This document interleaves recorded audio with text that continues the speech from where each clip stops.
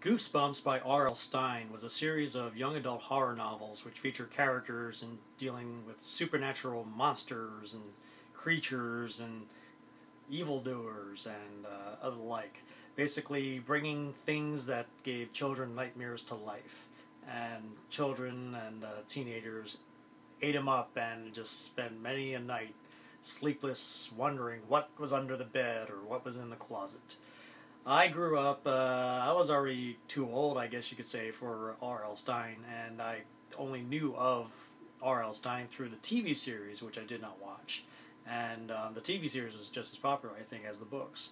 So I was definitely not, I missed the age group, the demographic that that Goosebumps was made for.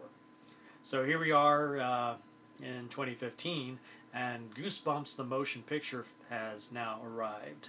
And as a series of short novels, you would think the obvious approach would be to, yeah, this is just going to be an anthology piece like Tales from the Dark Side or Creepshow.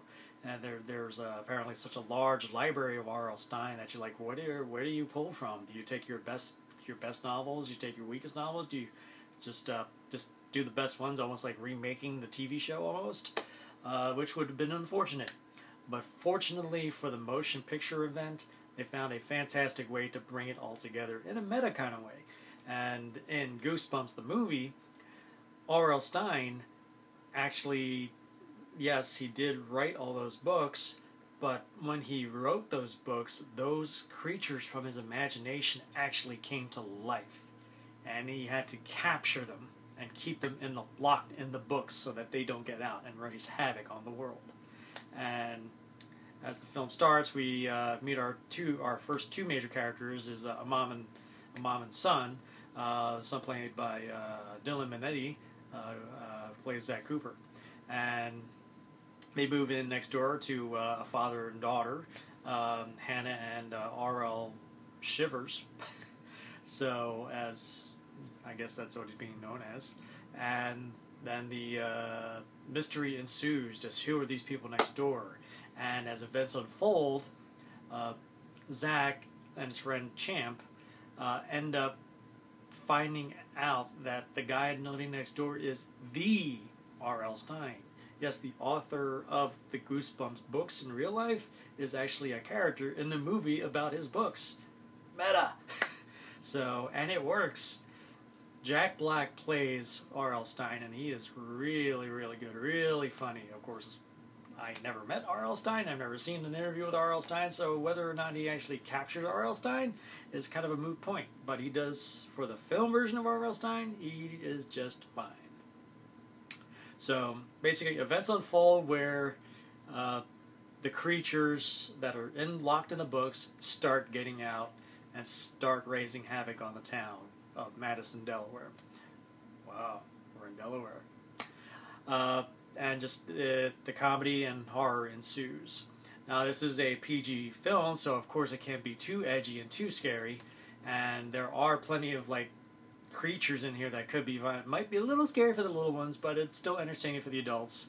And thankfully, for people who've never watched the show or never read the books or only know of the title, it's actually quite accessible and enjoyable. Like I said, I only know Goosebumps by the title. I've never seen anything about it. I've always heard about the dummy. I hope Slappy wasn't listening, you dummy.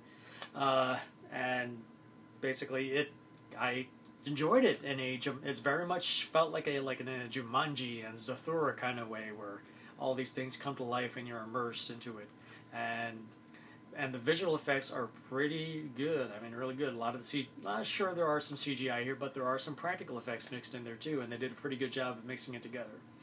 And so it ends up being, it's a pretty entertaining little family horror comedy, almost probably in the vein more like a Monster House or Paranorman or Coraline, something like that, and or even Curse the Were-Rabbit.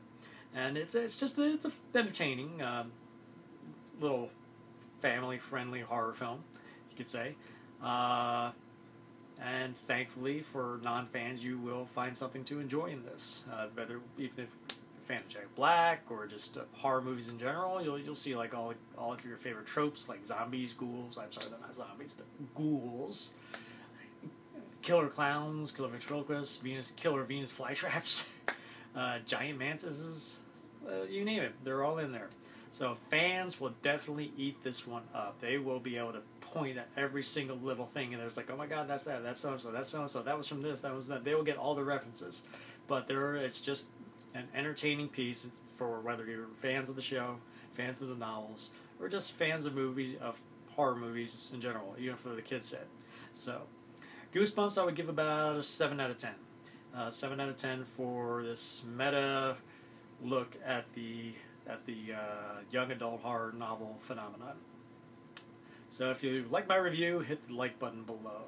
I had the trailer link to the trailer in the description box, and if you haven't already subscribed to my channel, please do, so you can stay on top of the reviews as they come in. And if you've already seen Goosebumps or you're a fan of Goosebumps, what are you looking forward to in this movie? What do you hope not to see in this movie that scared the hell out of you when you read it? Were you a fan of the books or the TV show? Let me know below. I'm very curious to find out. So until next time,